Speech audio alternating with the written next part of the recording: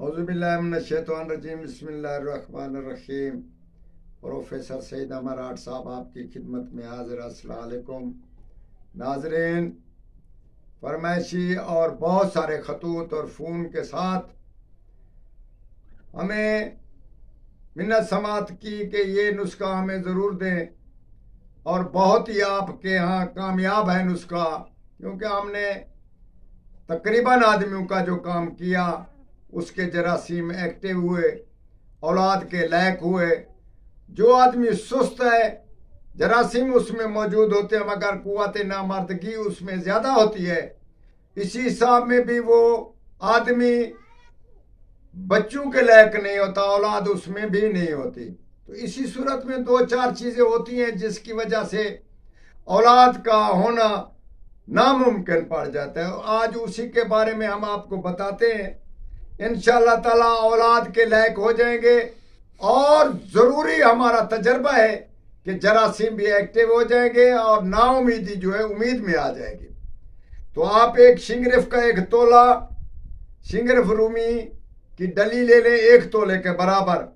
उसको 1 अदद समर धतूरा, यानी कि बीज धतूरे का जो होता है वो जो बना हुआ, उसमें रख कर उसके ऊपर अरद या गंदम की आटे के साथ उसको लपेट ले आटा।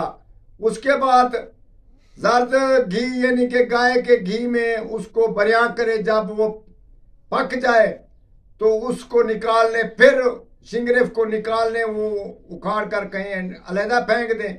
इसी तरीके से आप 100 समर धतूरे में से निकालना है। उसके बाद उसका क्या फायदा होगा? नामर्दी, सुस्ती, कैली, औलाद का ना होना, और इसके अलावा जरासीम का एक्टिव होना। बिल्कुल जरासीम ना हो तो इंशाल्लाह पैदा हो जाएंगे। 1 चावल मस्का हफ्ते में, 1 हफ्ते में 6 रोज इस्तेमाल करें। चेहरा भी चमक धमक में आ जाएगा, खूबसूरत बन जाएगा। इसके बहुत सारे फायदे हैं।